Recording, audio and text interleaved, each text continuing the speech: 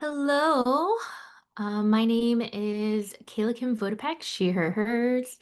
I also go by Kim Namjoon. Thank you all for joining us. I'm the Executive Director of CAATA, the Consortium of Asian American Theaters and Artists. A short description of myself. I am a Korean woman. I have long black hair. I'm wearing black frame glasses. I have a blue and reddish scarf with a yellow long sweater, and my background is blurry. And I'm calling in from the land of the Lenape, also known as New Jersey, and I'm beyond excited to have all of you with us. We are so excited that CAATA is celebrating our 20th year anniversary, and we're deeply grateful for this community and excited to reflect on how far we've come and to envision what we will build together in the years ahead. So from White Oak to community gatherings, from our confest to our virtual programming, and now to like growing our team of staff and interns, like CASA's played such a vital role in legacy, resistance, and evolution. And together we honor our past and lead boldly into the future. But before we dive into our panel, I kind of want to take this moment to invite the rest of the amazing team to introduce themselves and give you more information about our 20th anniversary gatherings. Koch will not be here today without the support of these wonderful humans.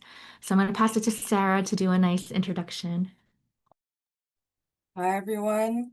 My name is Sarah Machico-Haber. I use she, her pronouns, and I am CAATA's member and engagement and programs director.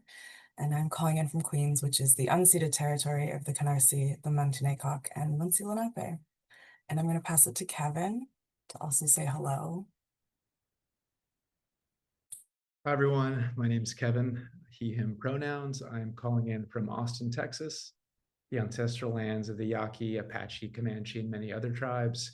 Super excited to serve as CAATA's grants and development consultant to help raise funds for all of our amazing programming. Excited for tonight, too. Thanks, everyone. Kayla will pass it back. Thank you. And I also want to do a shout out because he's not here, but Jesse J. Hoon, thank you so much for creating the beautiful graphics for this year's celebration and bringing our vision to life.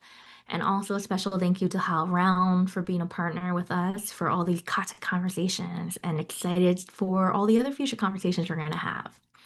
So I'm going to pass it to Stephanie, who is our 20th anniversary committee chair, as well as our now vice president of CAATA, give you a little bit of an overview of this year's celebration.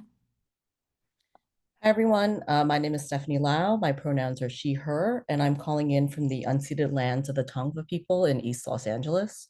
I'm a co-founder and co-producing artistic leader of Artists at Play, a Los Angeles-based Asian American theater company. And as Kayla mentioned, I'm on the CAATA board and the chair of the 20th anniversary planning committee.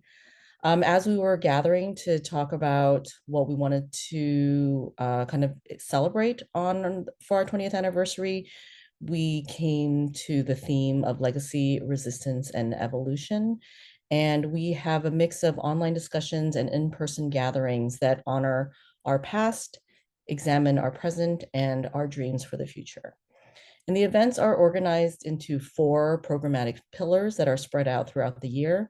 First, and this is what today's conversation is a part of, it's our conversations, which are panel discussions on a variety of topics that are free to anyone to attend and sit in on.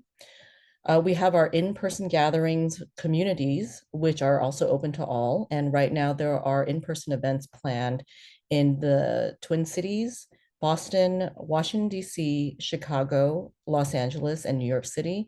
And those events are spread out throughout the year.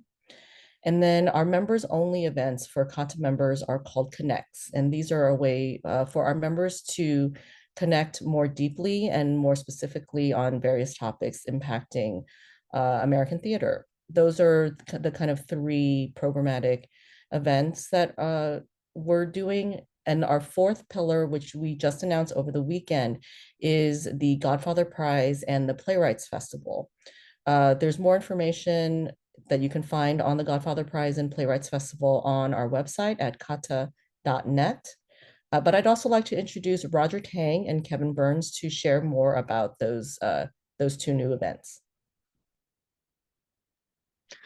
Hello there, folks. My name's Roger Tang. I use he, him pronouns, and I'm calling to you, coming from you from the lands of the Coast Salish people, otherwise known as the Puget Sound area in the state of Washington. I'm also the secretary on the board of the Consortium of Asian American Theaters and Artists, and also occasionally called the Godfather of Asian American Theater. And this is one of the functions I am coming to here today.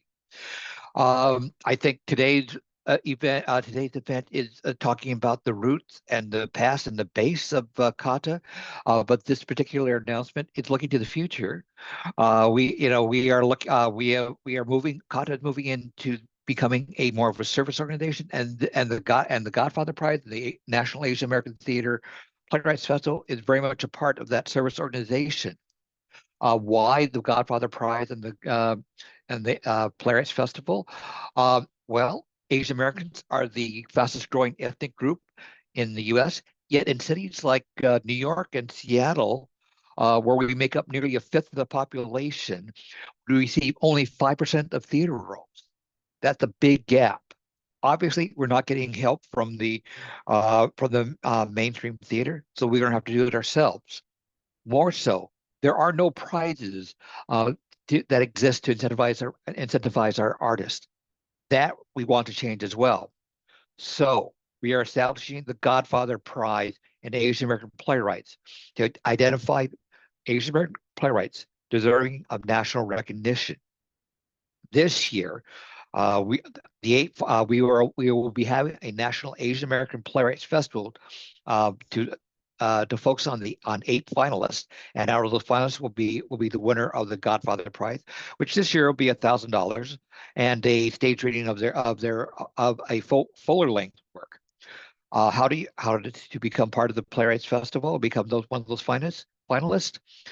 We have a site on our CAATA website where you can submit a 10-minute play on our theme of legacy, evolution, legacy and evolution, and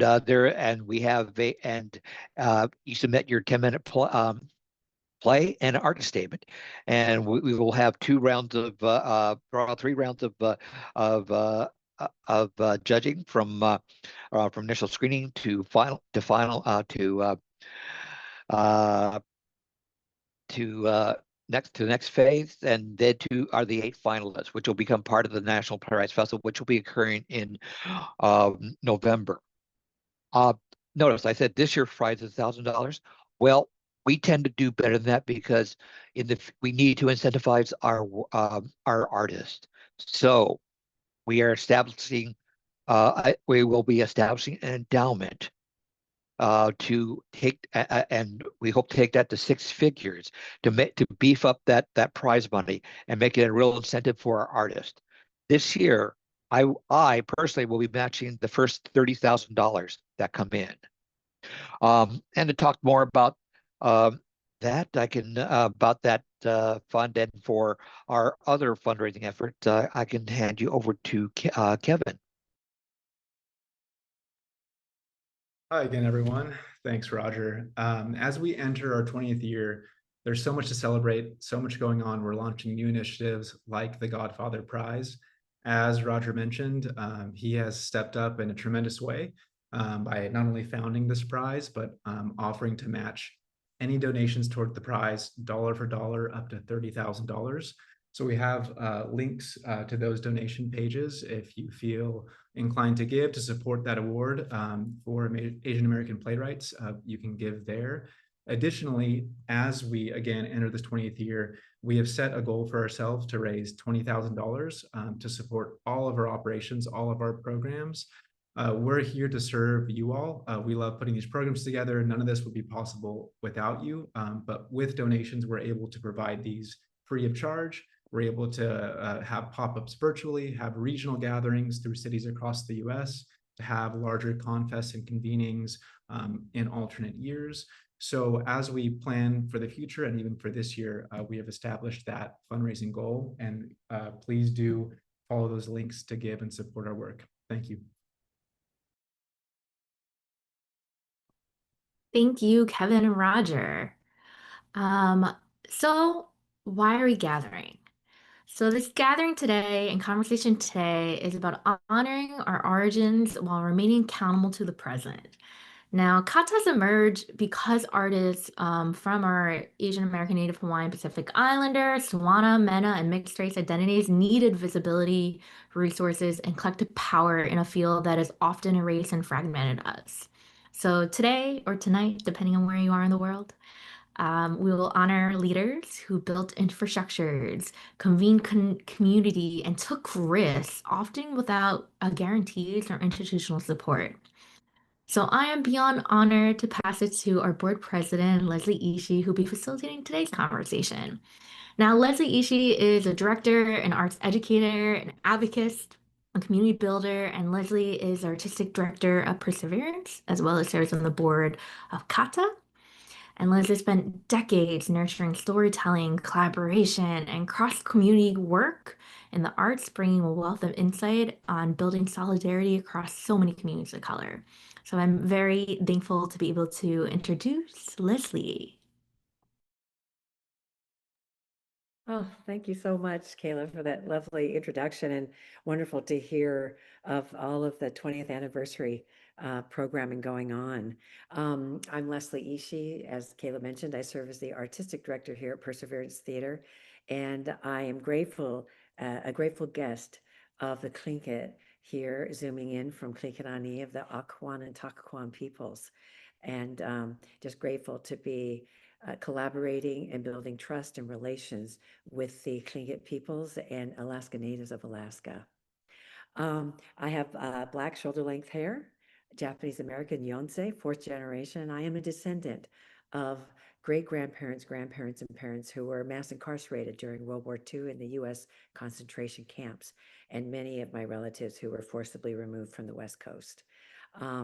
And I utilize that legacy and my learnings to certainly promote healing justice and bring forth collective liberation and coalition building, solidarity building, as Kayla mentioned, for everyone's greater good. Um, with that, oh, I'm wearing a black sweater as well, and I have these really fun, cool earrings that I think are related to anime, an anime program. I thought they felt appropriate.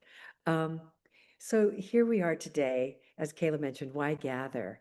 As is CAATA's 20th anniversary, certainly want to celebrate that. And we're looking back to the founding, the legacy aspect of this programming, the founding of CAATA. And I'm here to share that it didn't happen overnight. It happened in many phases.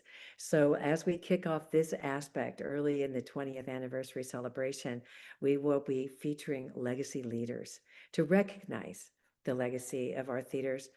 I want to first start with those who are no longer with us, the Asian American Theater Company. And it was founded in 1973 by Frank Chin and Melvin Escueta, among others. And Amelia Cachapero was my mentor at the American Conservatory Theater. And it was then when I learned that history that she was there present at the ethnic study strikes of San Francisco State University.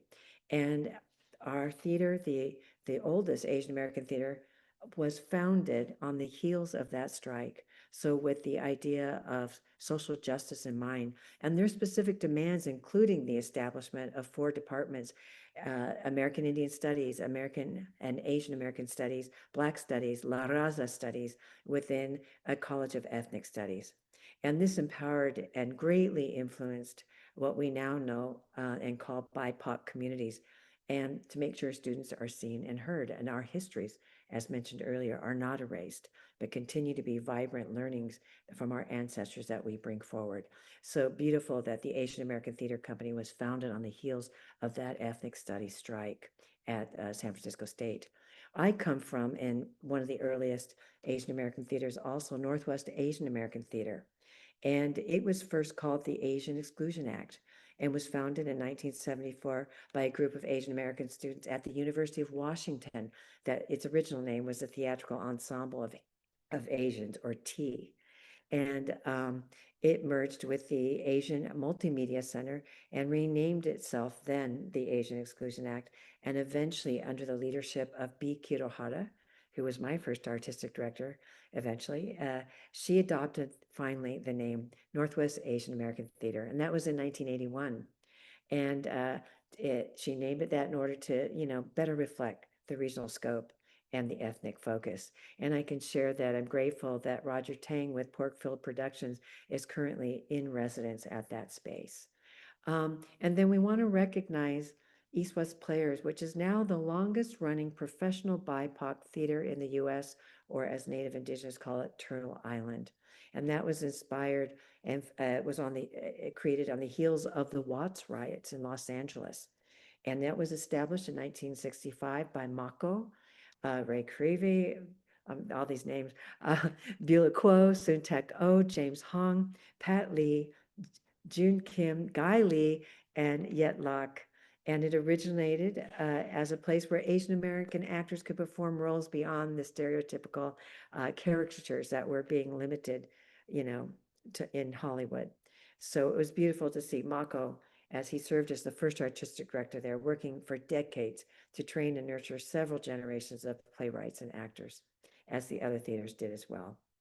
But now, just to give you that little bit of context that really inspired our movement in the Asian American theater, that became our organization. I'll share that. I'll have each of our panelists come on. Please come on camera now. That'd be awesome. And they'll take just a moment to introduce themselves, and then we'll start to jump into the different phases of how CAATA began. And know that our friends here will know that after a few minutes in each of those questions, I may move us forwards because we do have a number of stages that establish what we know as CAATA. So let us start out with them introducing themselves. Tim, can I call on Tim Dang to get us started? Thanks, Leslie.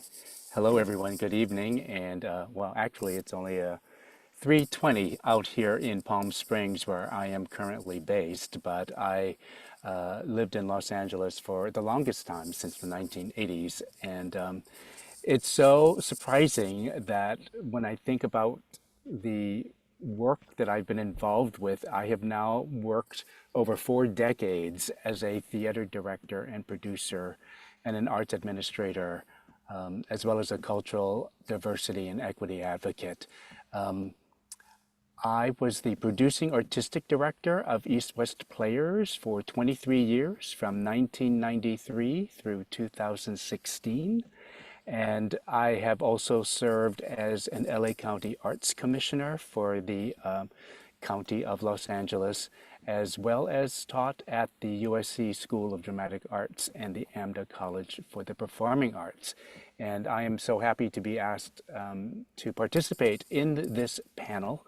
It has been a while since I have been involved with CAATA, and so I am also very interested in hearing the plans for CAATA and its future and where we go from here. So thank you very much. For being with us, Tim. Beautiful. Tisa, can I call on you to introduce yourself next?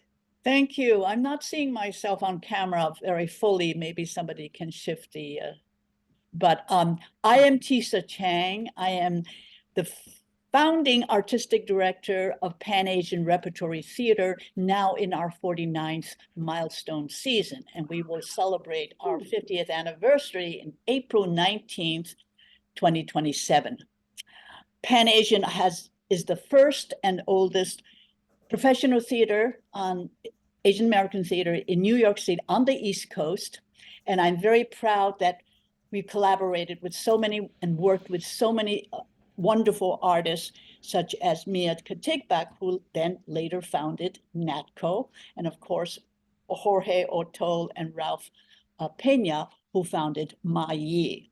And Pan Asian has been invited to hotspots over the world, namely, and I'm very proud that our work has, I always say, tore down the Iron Curtain when we were invited to Soviet Union, and of course with the Cairo International Festival, Johannesburg Arts Festival, after Nelson Mandela became president. I feel that Pan Asian has really carried the artistic work to foreign shores, and namely, of course, Cuba.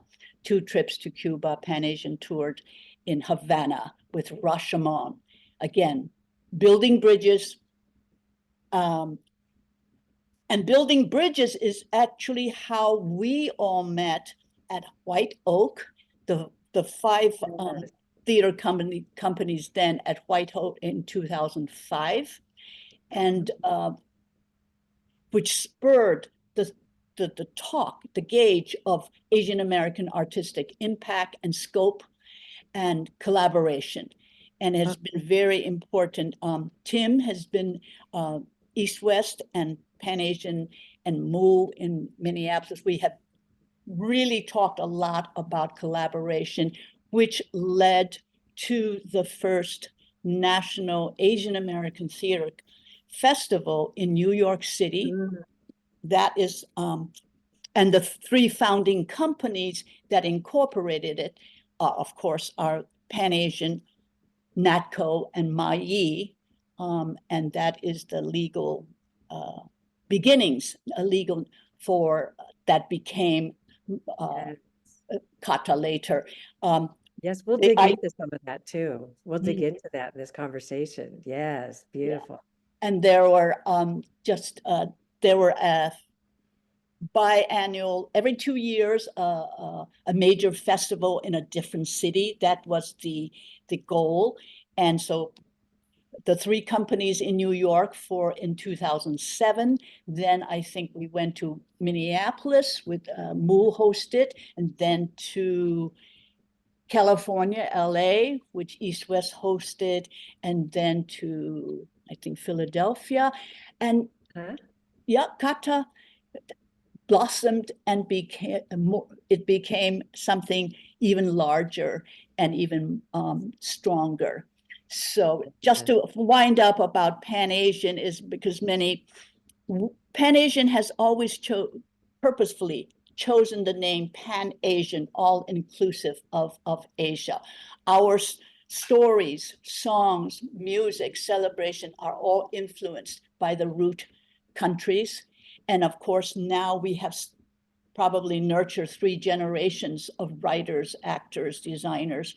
And I'm personally very, very proud. And I guess I am probably the oldest sitting artistic director in the nation, 49 years. So incredible. Congratulations. 49 years. That's amazing, Tisa. Thank you for being with us. Fantastic. I'd like to invite Rick Shiomi to introduce yourself, Rick. Hello, everyone. My name's Rick Shiomi. I use the he, him pronouns. I got into Asian American theater as a playwright, working with Asian American Theater Company in San Francisco, and then ended up as one of the co-founders of Theater MOO in the early 1990s, and then was the artistic director there until 2014. Post that, I retired, joined another started another company, of course, Full Circle Theater, but last year stepped away from that. So I'm back at MOO as a board member, and sort of in some full circle way have come back to the original point of my career. And I continue to be as a playwright. I think I've retired from directing because it's too much work for me. And at this point, I'm just happy to be a part of this legacy project. So thank you. Thank you, Rick. Appreciate your taking the time to be with us today. I'll pass it and invite Andrea Asaf to introduce yourself. Thank you, Andrea. Hello, everyone. It's great to see you all and great to be here. And thanks and shout out to HowlRound as well for streaming us today. My name is Andrea Afsaf. I'm the founding artistic director of Art to Action, based in Tampa, Florida, which is the ancestral and unceded lands of Tocobaga and Seminole peoples.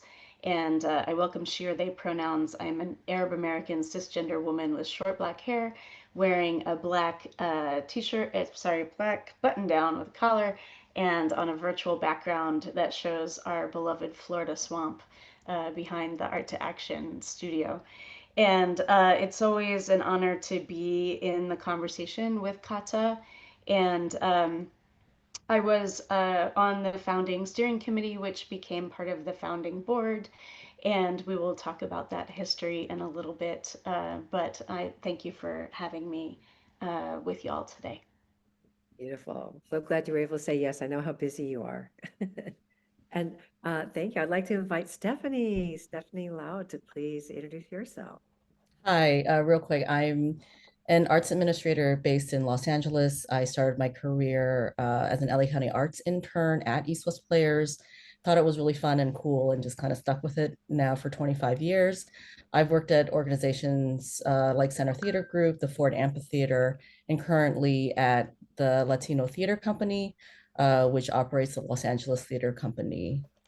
Theater Center, I'm sorry, the Los Angeles Theater Center in downtown Los Angeles. So I'm really happy to be here because a big part of why I continue to do the work that I do was because of the opportunities that I had at East West Players, the introduction to all of these very much titans of Asian American theater at the start of my career. So I'm thrilled to just be able to continue the work, both with Artists at Play here in Los Angeles and as a member of the CAATA board. Thank you. Beautiful. Thank you, Steph. I know how busy you are as a committee chair for this 20th anniversary, as well as being back on our board. We're so grateful to have you back. So as I mentioned, we'll spend just about 5 minutes on each of these different headings, which are phases of how CAATA, what we know now as CAATA, came into being. And Steph, you mentioned it, Tisa, you mentioned it too, the White Oak convening. That was at the Theater Communications National Conference, yes? Steph, can you kick us off a bit? I know you know the different theaters. I think actually Tisa named them as well. And those in the space that want to contribute, let's just kind of uplift that history as that seed that got planted, yeah? Yeah, I was the marketing director at the time at East West Players, and I attended on behalf of the organization. It was in 2003, and it was, I know for me personally, a really amazing and eye-opening opportunity to, like I said, meet a lot of these leaders, these founding leaders, these titans of our community. I met Rick for the first time there and Tisa. I also met Mia Katigbot, who was the founder and artistic director of NotCo, Jorge Ortol, who was, I believe, the managing director of Mai. So it was a really kind of amazing time for me as someone who was new to theater and new to Asian American theater at the time to not only meet these founders of Asian American theater, but also it was a gathering of theaters of color. So I met leaders who led Black theaters, Latino theaters, Native American theaters, I believe. So it was a really eye-opening time to kind of see what our field looked like in 2003 and the impact that theaters of color had been making in the industry. Oh, thank you for that. And you mentioned too earlier that second generation was present as well. And second generation, yeah, also a New York-based theater. Awesome. And Rick, you were there too, yes? My main takeaway from it was I was just looking through my notes from that time, and one was how it was a really great opportunity for the representatives of these companies to share their experiences that sort of we didn't normally have, in a sense. And I felt like that was the beginning of a kind of shared experience idea, in a sense, I think. I'm not sure that anybody at that time was clearly thinking we were going to create something like CAATA at the time, but it was that initial kind of impulse and understanding that we were sharing something together, and that together something might be better for us rather than each of us individually struggling along, kind of thing. Tim or Tisa? And you were, yeah, because you were all in different parts of the country, kind of isolated, yeah? Right, So right. that's the first time you brought each other together. Yeah, Tisa, can you, what else would you share about White Oak I specifically? think the important for me it was the first time that we really talked about collaboration and solidarity and increasing the impact of Asian American artistry and social justice. I mean, our stories expand so many different genres, but underlying it, the underneath core, I think social justice and just expanding our presence and participation, having a bigger role in American, all aspects of American life, and certainly in the arts industry. I think that's coming together was really what we created out of that. And it started with the first national Asian American Theater Festival in New York, but it really, that started a spiral upwards. So now I'm so gratified to see how so many new companies and organizations and energy and fervor. Yes. So that spiral, is that what started then the National Steering Committee into more planning? I know, Andrea, you mentioned being on that. Tim, I know you just came off of, got your mic on. Right. Please do, please So, add. this is what I remember, and it might be a little funny. And Stephanie, you can actually chime in. But I was not able to attend Right. White Oak, which is why Stephanie had represented us there. I think I was directing a show at the time, and so. But when Stephanie came back, she said, "Oh, because you weren't there, you were volunteered to do all these different things, and this is what we're going to do." And so this is what I heard. So Stephanie was there telling, "Okay, this is what we're going to do. East West is going to, host this, Asian American Theater Conference," and I'm like, "What? What do we?" So it kind of like came out of this idea. So just to tell people, never miss an event like this because you're going to get volunteered for a lot of things. So, but I don't know, Stephanie, is that how you remembered it? Yeah, I do remember Tim having a conversation one time in the office about, like, you had mentioned that we should have a national gathering of some sort. But I think it was Right. just like an idea. Like, I don't think there wasn't certainly the funding to do something like that at the time. But I think it was something that you talked about wanting to do. And I remember, yeah, going to White Oak, and I think we were all sitting around after dinner, and someone said, "What's Tim up to? What does he want to do?" And I said, "Oh, I think he wants to do like a conference or something." And everyone chimed in, was like, "Oh, that's a great idea." Yeah, and then yeah, you got voluntold. East West Players got voluntold to host the conference. But I remember, being on staff at the time and the work that we put into producing that conference, and the first conference in 2026. I mean, it was, as someone who was, again, like, I was very new to the industry. I didn't study theater in college. I kind of ended up there after an internship. It was amazingly inspirational and galvanizing. And it really, I think, as a young person, made me see the foundation that had been built by all of you, and the future and the possibilities of the field, of the work that we could do, and what it kind of meant to be able to come together, like Tisa said, in solidarity, in community, right, to really uplift the work that we all did as individual artists and as theater companies. Powerful. Oh, so that means send a representative. You inspired this collaboration on your staff that way. So beautiful. So let me just double check though. So Tim, you got voluntold. Steph, kind of, you were there to be the messenger. I think we talked, was there an LA committee or a steering committee that then began as you moved towards some of those, ideations for a larger gathering? Yeah. You How know, did that move to the next phase? Let me just jump in and say, we go back to White Oak inspired the first National Asian American Theater Festival in New York. And not only did, at that time, Mayi, Natco, Pan Asian were planning shows, but we got a grant. Pan Asian got a grant from JP Morgan.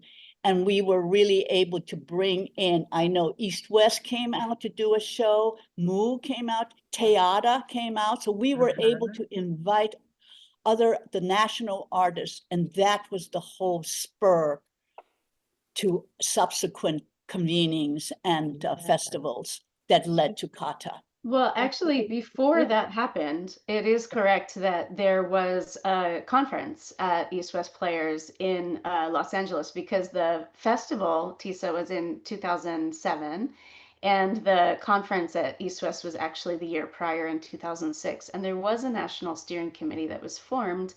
I entered the process at the point at which there was a decision or an invitation for folks who were planning this idea of convening.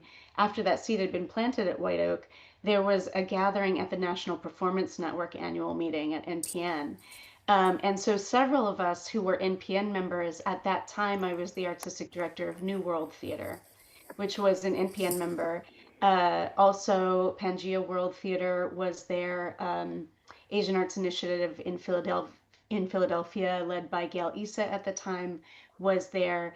And so several of us who were NPN members came together with several of the folks who had been at White Oak, and we started planning a larger convening and planning a national steering committee for what this could be, and asking the question, who's not at the table? And I think it's a really important moment. I want to lift up and name Roberta Uno, who was, of course, the founder of New World Theater, and at that time was already at the Ford Foundation, and supported this conversation about what do we mean by Asian American theater? Who's at the table? Who's not included? What are how do we make people feel included if we use this terminology? And so it was really important that MENA and Dipankar from Pangea World Theater were there, meaning South Asian American artists were represented. I was in the conversation as a Middle Easterner or Arab American artist. And I hope we can get into this conversation, because those conversations weren't always easy. We had to really wrestle with some ideas and history and what it meant to be talking about Asian America in the 21st century, in the middle of the Iraq War, in the middle of the war in Afghanistan, right? In the post 9/11 era. And I think one of the things that was important about that, because there was a lot of conversation about why was an Arab American person on this steering committee? And what did it mean if we were talking about Asian America, and how that had been historically defined as primarily East Asia? And, we were in that moment of active war. And I'm saying this because we are in that moment again, right now, right? Yep. And we had this conversation in LA on a panel at the very first conference. Tim and I were on that panel. The Next Big Bang, is that? At the Next Big Bang, yeah. Right, and at East West. And Tim and I were on a panel, and the question came up, why would we include the Middle East in this conversation? And what we talked about was, if the concept of Asian America as an identity construct was really born as a response to US military intervention and war in Asia, right? The bombing of Japan in World War II, the Vietnam War, the Korean War, that we were also in a moment in the 21st century of the US again intervening in what is West Asia and Central Asia with military conflict. And that there was a real historical moment we were in, that there was a reason for expanding the notion of who was included in the identity construct of Asian America, and what Asian American theater as a coalitional response could be in that moment. And as we are now in this moment again, with the US having just launched attacks in Iran, we have to, I think it's an important moment to recognize the extent to which we have included or not included Central Asia in the conversation, and why that is historically, right? And how we keep interrogating, what does it mean to be Asian American now, and who is included, and how do we make sure everyone knows they're invited and included? And so it was really within that historical moment, that the next Big Bang, this idea of like a coalitional Asian America of as the new, like Roger said earlier, the fastest growing demographic in the United States, right? As the next big bang of arts and culture, the next cultural renaissance. And that was largely the conversation in LA, and that sparked those first few conferences and festivals. Thank you for that, Andrea. That's powerful and such important context to note here. So 2003 was White Oak. If I just recap, by 2006, you had the next Big Bang. By 2000, this is so ambitious, you all. By 2007, you had that first National Asian American Theater Festival. That's what you're referring to, Tisa, in New York. And it seems like in 2008, you went, I'm looking at my list here. You had another conference, right? That was To in Minneapolis, yes. Twin Cities. Right. So Moo had hosted. Well, that was Moo and Pangea. I think Yes. together we were kind of the local companies that were doing as much hosting. And then as a part of that, we were talking about also the first kind of pre-conference, uh, uh, Muslim or It was Middle actually Eastern, yeah, it was no, it was a South Asian South artist Asian, conference, South pre-conference. Asian, Yeah. yeah, a pre-conference kind of thing, one which component. was a part of what was Andrew was talking about. But the question, one of the small questions I have, because I have no memory of it, is when did the steering committee actually come into existence? Did it come into existence when the two groups sort of joined together? That was the steering committee, or So was that was there a in steering committee Miami. prior? So we were at the NPN conference in Miami, right? When that happened. And we should also uplift another name, which is Cheryl Ikamiya from the Doris Duke Foundation, that also inspired us in terms of including more people at the table, and how important that was, at this particular time for Asian America. Of course, as Tisa mentioned, funding is always so important, is that the nonprofit organizations, especially those organizations of color, really rely on foundation, dollars to survive. And I think that this particular invitation really opened up from both the Ford Foundation and from the Doris Duke Foundation in terms of creating this coalition of I don't know, Andrea, was it basically organizations? Was it because that's how they could fund us, through organizations, because they couldn't give money to individuals? I do think that, Tisa is correct that the first fiscal sponsors of the conferences and festivals, well, of the festival specifically, were the New York theaters, and then of course East West was hosting both the 2006 The Next Big Bang conference, but then another conference in what year was that? Was 2009 or 10? I think I it's have 2011. Hey, 11, you're 11. correct. that was the first conference festival, I think, when you brought it together. It seemed like Yeah, so we did yeah. we did two festivals in New York, as a matter of fact, hosted by the three New York theaters, and then at that point decided to conjoin this idea of conference and festival and what became the CAATA Confest model, right? But we did begin as a coalition of organizations. And I think that that was important because we were all producing organizations. We were all people. We're all producers. We're all artistic directors who knew how to put on an event Right, and right, right. right. And there was something really important about that because we were co-producing these festivals and we were a working board and there was no staff in the beginning.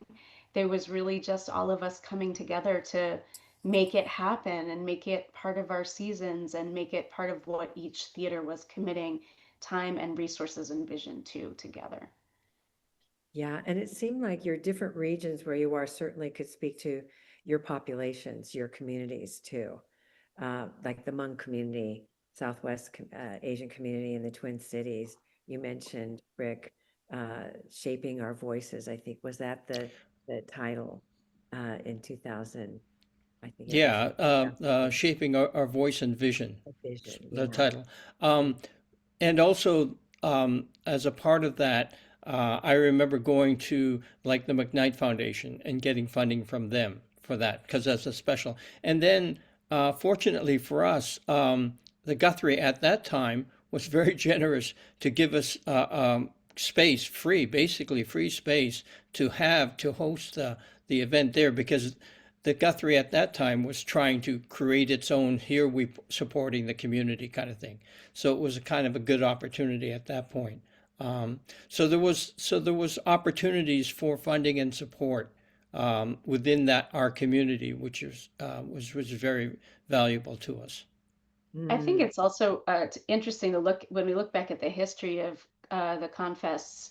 There was always a kind of conversation and exploration of um, what's kind of the cost benefit analysis of working with historically white institutions, and when do we produce it ourselves and host it ourselves.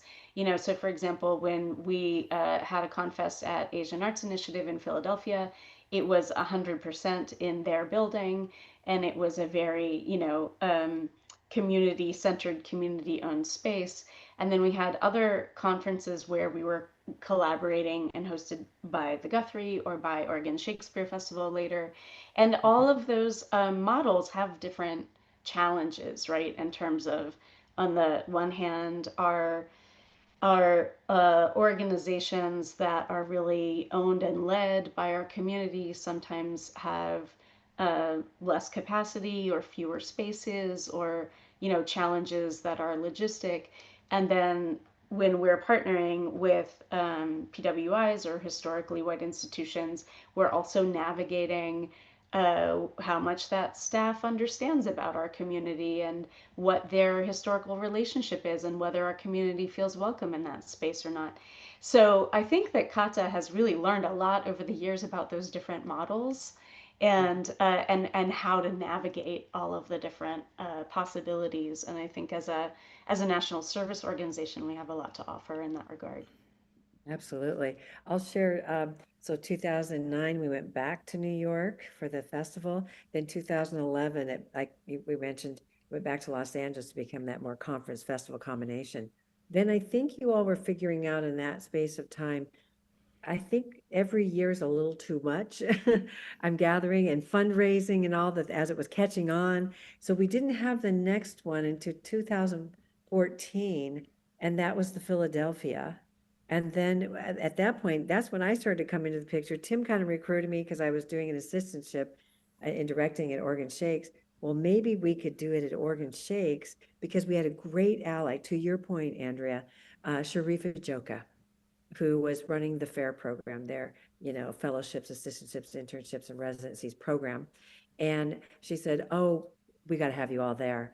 And that's when we said, "Well, Bill, you can't do yellowface, so don't make us protest you." So to your point, he shaped his season to make sure he was, he was doing art equities, anti-racism training, and really getting into what it means to operationalize what being equitable, inclusive, and more diverse, and all that. And then, so that didn't happen to 2014. And then we were able to go another 2 years to 2016, and we were in Chicago. No, OSF was 2016 and Chicago Oh, was I'm sorry, 2018. 2016. That's right. Mhm. Yes, Philadelphia, 2016. Then and that was the first one of the first pre-conferences for the MENA artists. Yeah, I do want to mention that at the OSF Confest, there was a pre-conference for MENA and SWANA artists, and that really beautiful effort dovetailed with what was already happening in the field, which was that MENA and SWANA artists were starting to self-organize and to gather to get together with CAATA, but also to vision what are the specific needs of our community, particularly in the post 9/11 era and in the context of war, and how can we serve those artists and uplift them better. And so in that process, that was one of the touch points that contributed to development of what eventually became the Middle East North African Theater Makers Alliance, or MENATMA, which is now a national organization. And the history of CAATA had very much to do with the development of MENATMA's history as well, for which we are grateful and always happy to still be working in collaboration with CAATA. I've never forgotten to Zeba Rahman was there to be the keynote speaker at that pre-conference. It was through the Quite Doris. brilliant keynote, actually. Yeah, the Doris Duke Charitable Foundation Building Bridges Initiative. Yes, beautiful. That's correct. Yeah, Can we take a step back? Yeah, please. When did, because we had a strategic planning consultant, Yes. Diane Burby. I was about to listen to Diane. Okay, when did, with the Aspire. I'm trying to think when it was that we were able to, bring her on, and that at that time CAATA had enough money so that we could actually pay a strategic planning consultant to help us through all this planning. Well, I know you had worked with her prior, very early on, but by around, I think it was 2014 or 15, when I was going to organize with you for the 2016 at OSF, we did a meeting in LA with Diane. But so that was in the works. And I remember meeting in Minneapolis. We all met in Ashland, I think, with Diane, right? Yes, but even before that. Yeah, I think we did. So she was really, it's quite rare that I think in the field that one strategic planning consultant actually journeys with an organization from its vision and founding to its most recent strategic plan, which is the case with Diane Burby. And she helped us actually decide, which was not an easy decision, for us to shift from being a national steering committee to becoming a 501c3 organization and officially founding a board. And so many of the national steering committee members became board members once we had collectively made that decision. No, let me just correct you, Andrea. Yeah. The incorporation and the legal name and the nonprofit status was granted in 2007 with the New York State. That's the National Asian American Theater Festival? Yes, but that is still the legal name of CAATA and the banking name of CAATA, isn't it? Yes, I believe it is. That's correct. Yes, okay. So, and while we're talking about finance and origins, I really want to shout out to Jorge Ortol and the original board, the founding board members, and all the boards since then, how much you have contributed. Jorge and I were co-treasurers until maybe 3-4 years ago. Well, I was on the board until about 2 years ago. So I just think that the board, you should all really get kudos for the extraordinary work, because as you say, no one is paid and everything and all the ideas and energy. But Jorge really did, because he managed all the books, and I believe we were the recipient of all the early grants from Doris Duke. So Doris Duke Charitable Trust really should get a big bow.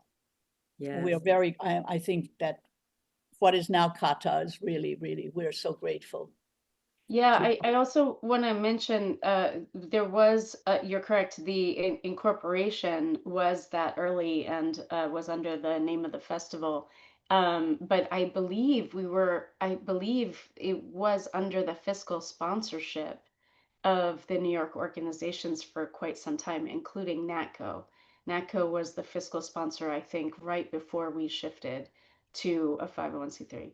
I don't think it was it was the three of us. We three signed, I believe. Mai was probably, if anything, Jorge was a very hands-on treasurer. I know that he presented all the fiscal notes and budgets in the early years. I can't remember I don't know about fiscal sponsorship. I know that the three companies, Mai, NATCO, Pan Asian, were the ones that applied for that. nonprofit. I believe our names are still on there as the whatever. So Teresa, so you're saying that the funds were funneled through the three different organizations until the incorporation happened. Well, Is that the right? No, incorporation was first, and yeah. then the nonprofit came later. The 501c3 came later. Right. I mean, it's much the same way when East West Players hosted the next Big Bang, the monies came and they were filtered through East West Players because Correct. yeah. Your 501c3. Right. No, I think that the incorporation and the was and being able to receive funds all happened at the same time right after the festival. The first grant for the festival from JP Morgan was given to Pan Asian, and Pan Asian invited you all. Gotcha. So, and about what time, I just want to uplift, did Jeff Mousseau come on? Because Jeff became our general manager, and I feel like we want to include some of those names, right? That really kind of kept the inner working. Right. Well, you all were Absolutely. producing working board, doing the artistic aspects as well. When did Jeff come on? Jeff was also the first recipient of the Honorary Asian Award at the right. National Festival in OSF. Yes, because of his years of service to CAATA as a general manager, and he did so much work on the logistics to make the conferences and festivals happen. Yeah, we had the 2016, as we mentioned, Organ Shakes.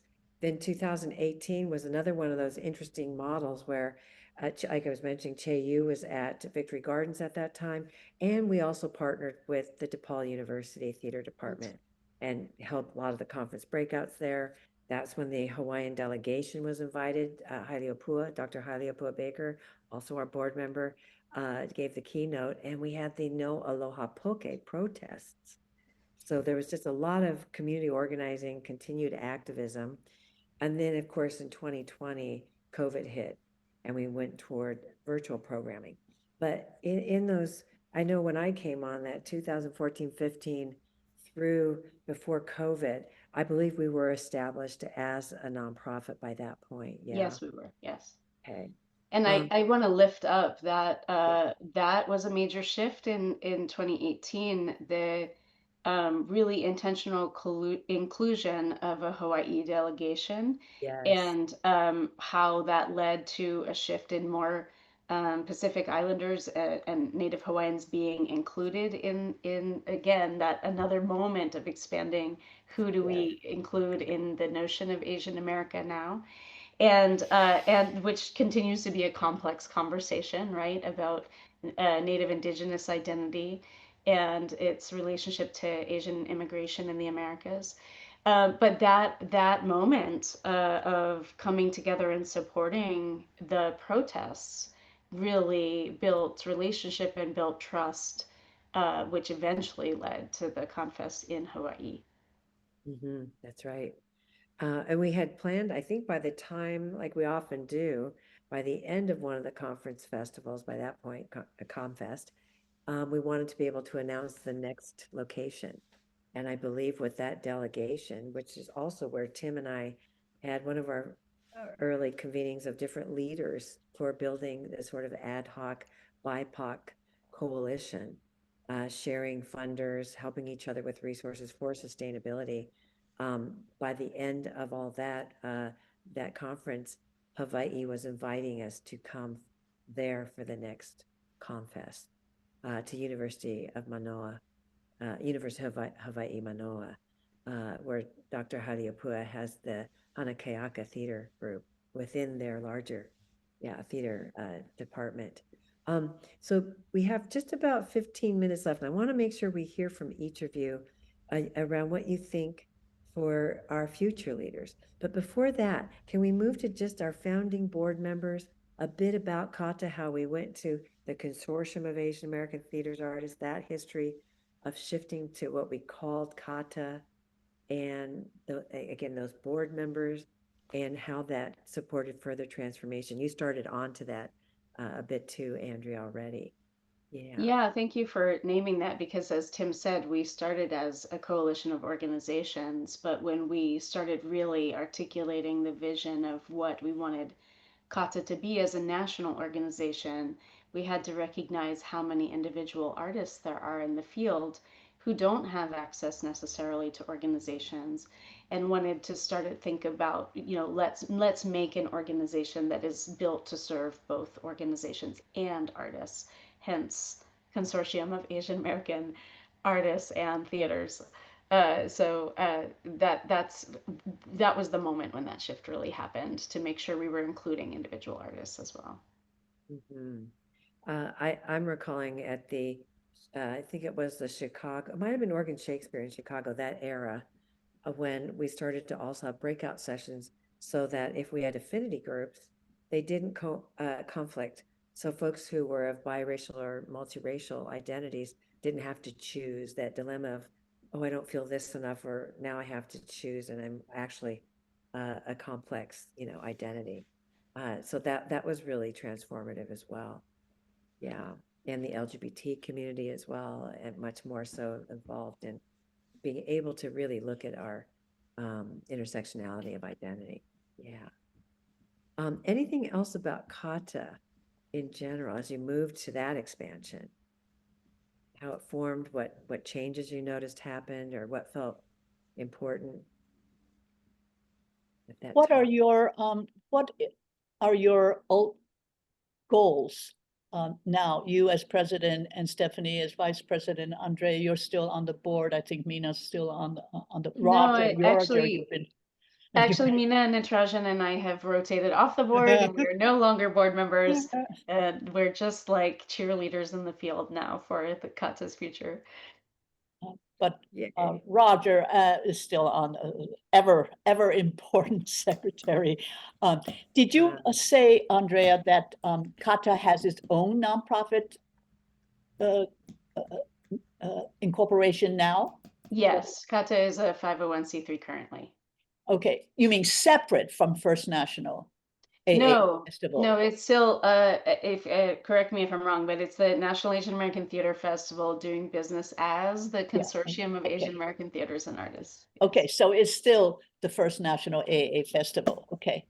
Yeah, Kayla says yes. Just that's one. right. Okay, that simplifies things. Yes. Yeah, Steph, do you want to answer Tisa's question? Yeah, I actually just returned from the board to the board. I took 2025 off. I had technically termed out. But one of the things that I wanted to make sure happened before I initially had termed out was I spent 2024 helping with board recruitment. That was one thing that I was really interested in doing and put a lot of time and effort into because we had so many a lot of our founding board members retired. Andrea, I think you retired also at that time. And so we were looking at bringing in and rebuilding the board, and so I was really pleased that with support from the board members, we were able to bring on a lot of new people to bring more regional diversity, especially I think to the CAATA board. So I know for my kind of first 9 years on the board, that's what I did a lot of. And then I took my break, and this year, I'm back. I'm still, I think, trying to figure out what my goals and priorities are as the new vice president. I just stepped into that role like in the beginning of February. But I am very much excited to see what CAATA can do as we move more into our role as a national service organization. Now that we have Kayla as our executive director and staff, for me, CAATA was very much about helping me see outside of my little producing bubble, right? It helped introduce me to different artists nationwide, different theater leaders nationwide. And that is one thing that I'm still very much interested in is to see how CAATA can help people make connections with each other so that we can continue our advocacy, continue our art making. Because I know that, you were in Los Angeles. And even though there are a lot of Asian Americans in Los Angeles, there's not that much Asian American theater. It is really East West players and artists at play. And other theater companies are starting to do more work written by and featuring Asian Americans and Pacific Islanders. But I think that the ecosystem is still small. And so CAATA really helped us make broader connections. And I want to make sure that that continues for artists in throughout the nation, to be able to see that there is support and that there are artists and that our challenges aren't, we have shared challenges, and then we can have shared solutions as we do the work that we do. Thank you. I'd love to, before we move on, lift up a couple of things. One is that I think it can't be overstated the impact and challenges of the pandemic time, Thank right? you. Because one of the reasons that some of us founders were on the board for so long, probably past our term limits, was because of the pandemic. And so the intention was after 2018 to do the Hawaii convening in 2020, which of course became impossible, and programming became virtual, and there's a tremendous learning curve about all of that. And it took us and the field a long time to come back to large scale convenings post pandemic in a way that people could feel safe, especially in Hawaii, which was a particularly vulnerable location, right? Yeah. And so, and we took our time to do that, and we stayed committed to the commitments we had made pre-pandemic to make sure that that particular convening was supported when it was the right time to happen, and the conversations about being in right relationship and right timing and right process were very, very important, and I think a tremendous learning moment for CAATA as a national organization. But the other thing that kind of can't be understated is the challenges and tension around when to be activist and when to focus on the art making and what the relationship between those two things is. And how leadership of the board changes over time, the composition of the board, who's on it, what's happening in the world, how we're responding, how we're feeling called to step up. All of those things influence what is the role of a service organization, particularly for BIPOC communities now, right? And that hasn't always been easy on the CAATA board, but I want to lift it up because we were so different, with so many different identities, so many different value systems as artists and organizations, so many different inclinations about what is Asian American theater? What do we mean by theater? What's our relationship to activism? Do we want to speak out, or do we want to stay under the radar? Like, all of those tensions were always present in a really, really positive way. One of the things that I always felt inspired by the CAATA board and proud of was our ability to navigate those tensions in a productive way that always came back to being about how do we serve a nation of artists as diverse as we are. And I think that's one of the things that service organizations of color definitely struggle with. Not all service organizations on our field do well. And CAATA always navigated that conversation and that healthy tension in a beautiful way that made it possible, as you said earlier, Leslie, very ambitious, but to do it all with significantly less systemic support than historically white institutions and networks have. And so I'm just going to make a call out to the funders in our field right now to say I think that this panel and discussion is really, really highlights why this is important, why network building is important, why service organizations and field building is important, and convenings are important, because as Stephanie said, too many of us feel isolated too much of the time. And we need our funding partners to continue to invest in that future in the way that they invested in our founding. Absolutely. Thank you for that, Andrea. You read my mind.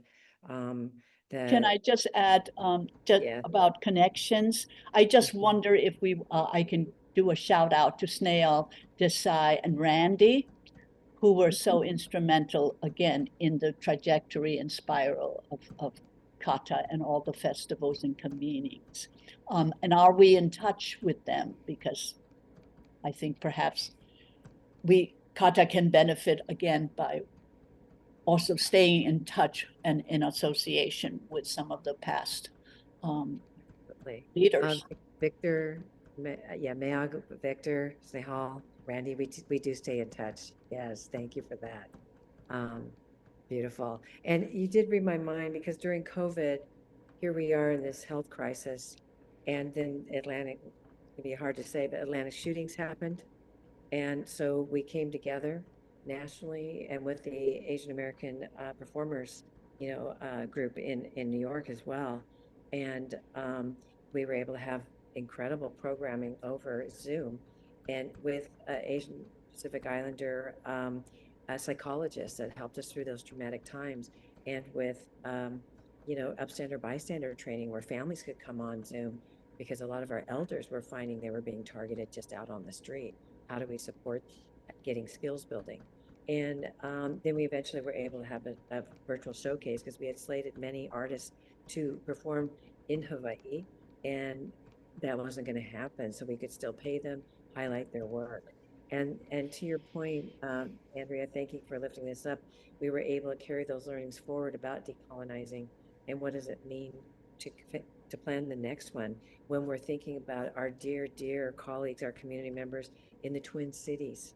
What kind of healing and service do we need to be able to bring together for the state violence that is currently going on Turtle Island here in the U.S.? So how do we look at those who are vulnerable with their own, as we're getting profiled racially around their status in this country of citizenship or citizenry, as immigrants, many as refugees. So these are complex times, dangerous times for many of us, unsafe times. How can we continue to be of service? And we do need that support to serve our communities. With that, with our final amount of time, because I want to make sure you all have maybe a minute or so, maybe 2 minutes each. The final question, looking at this complex, this challenging time we're in right now, this particular time in our country and in the world with war and all these things happening. Our final question for each of you to have a turn to answer, what do you see as the future for kata, and what would you maybe protect or make sure folks hold on to? Is there something you feel they should continue to hold in these foundings, these learnings? And then what might they feel free to reinvent? Yeah, we know evolution of things is going to happen. We're creative, it's going to evolve.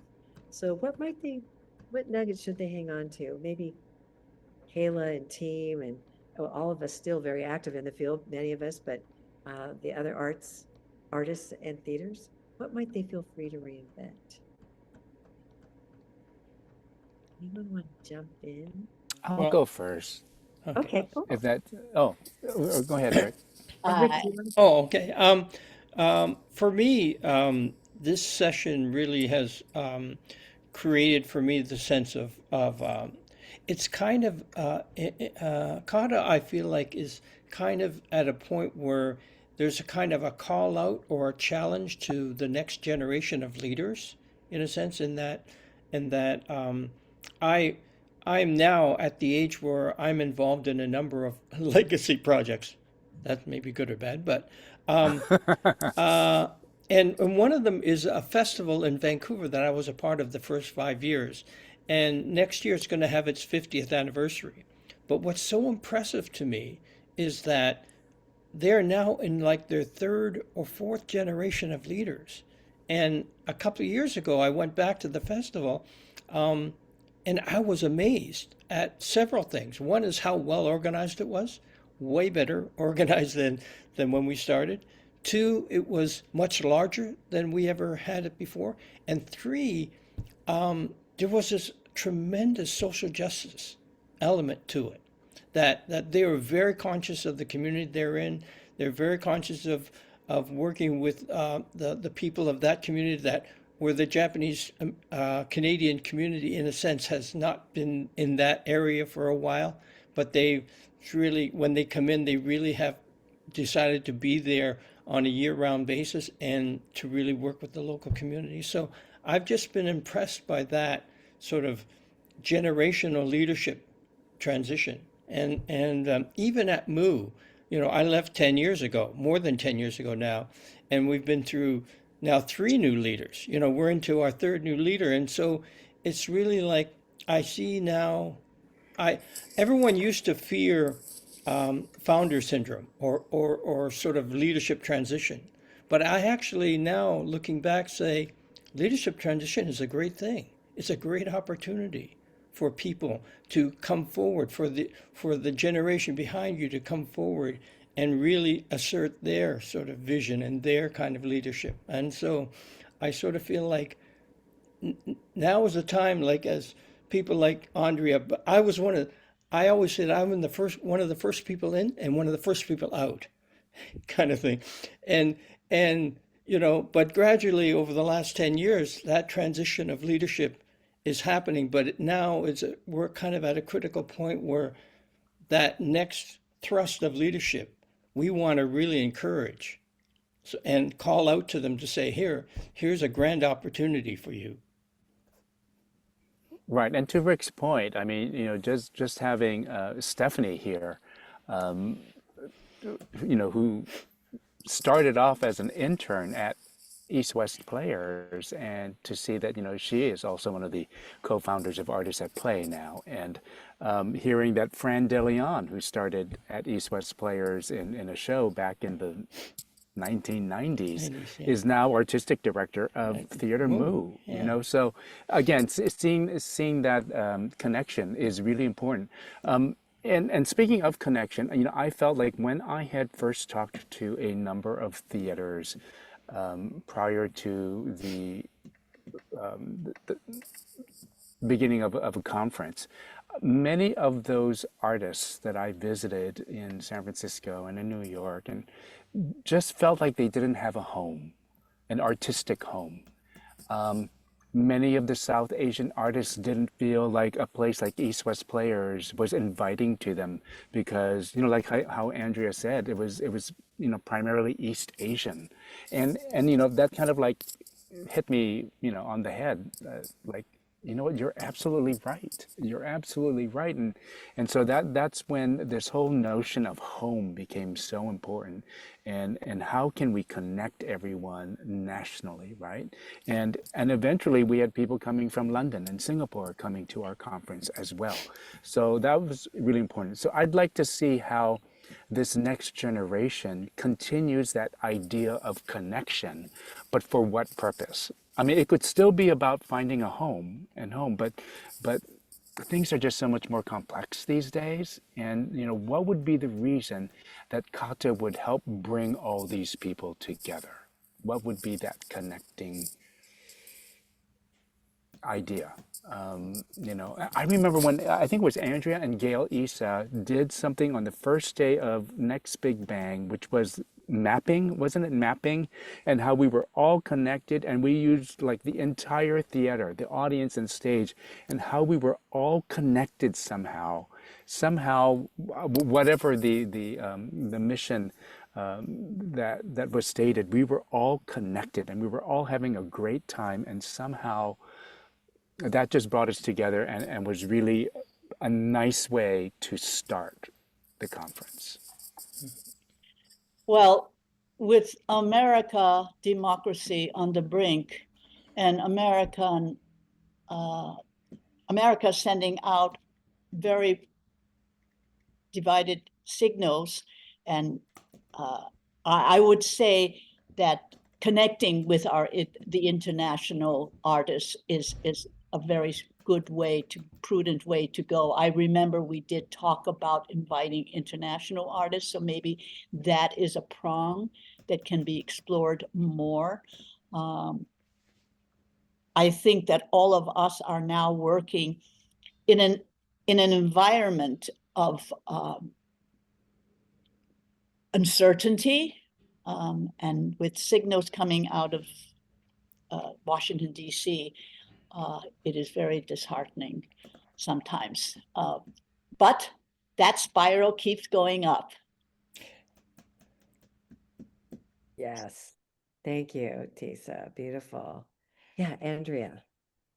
The Asian American community has so much history on this land and knows so much about the way the United States government moves and how to survive, Yes. right? Mm-hmm. And I think it is vitally important in this moment, and thank you for naming that, Tisa, when our very democracy, which has always been imperfect in this land, but still is at stake, that we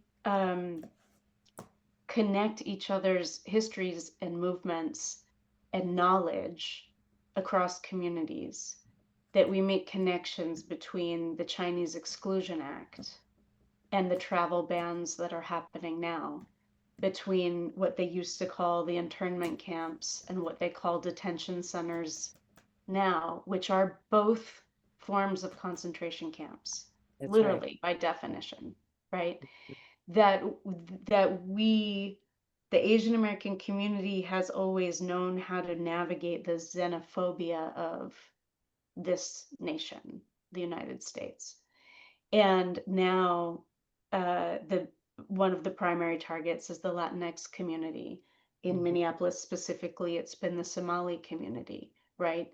If we are not talking to each other, if we are not building coalitions, CAATA began but with a coalitional impulse within the notion of Asian America, right? And what is the role of Asian American artists in the 21st century?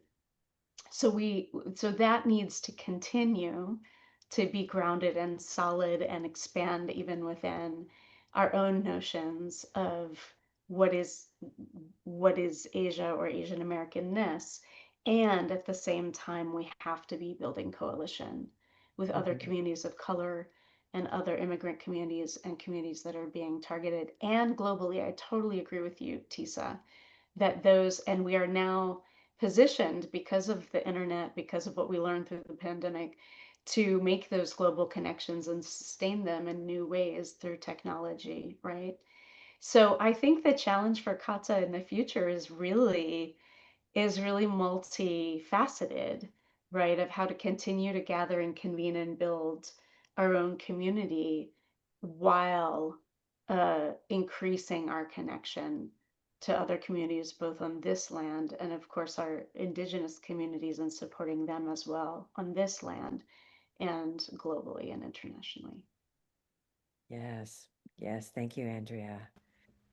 Stephanie, I know you have just about a minute or so. Yeah, Anything to add, please? I just wanted to kind of take what everybody said and really kind of uplift the great work that our staff is doing, Kayla, Sarah, and Kevin, in terms of helping create those tools and those opportunities and those programs for us to make those connections, to be a service organization, to open up membership to allies, and to share, the resources that we have, right? Like, to come from a place of abundance, and to know that all of us contributing together and working together is how we can meet the goals and face the challenges that we all have as we move forward, in society as it is now, with all the challenges that we have now. So yeah, I think our staff has been amazing, and I look forward to continuing the work with them and the board and all of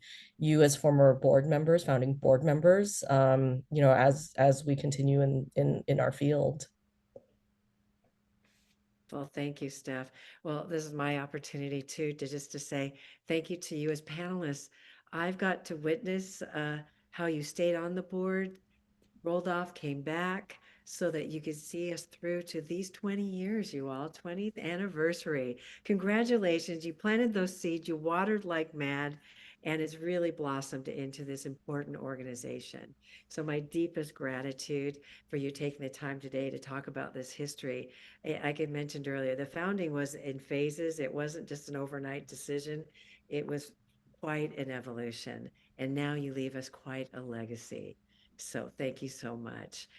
With that, I will pass the baton to Sarah and then Kayla, because I know they'll start to close us out for this wonderful session, y'all. Thank you so much. Yay. You want us off? If you don't mind, Tisa, thanks. Thank you so much to all of our panelists and to Leslie. Thank you for facilitating this conversation. And thank you so much to all of you for joining us for this conversation as well and watching. We would like to encourage all of you to become CAATA members. With your memberships, you get access to our circle page, which is the fastest way to learn about upcoming events or workshops and other opportunities to get involved. And members also get exclusive access to some programming and also access to our National Healthcare Benefits Program. Our next event is on April 20th, live streamed here on HowlRound. CAATA Conversations Pathways Forward is going to be an intergenerational conversation between university students and people who've been in the field for a few years. So we hope you'll join us. And I'm going to pass it to Kayla to close us out. Thank you so much, Sarah. Thank you to our panelists, Leslie, our board members. Thank you all, our staff, Kevin. And thank you all for supporting us. So very excited for the future of CAATA, and let's take forward the lessons, reflections, and commitments from tonight. Whether you're reaching across from the community, speaking up, listening, or just holding space for others, this work is ongoing and it's very collective. So thank you again for being part of this conversation. We look forward to building, dreaming, and creating together in the months and years ahead. Thank you all so much.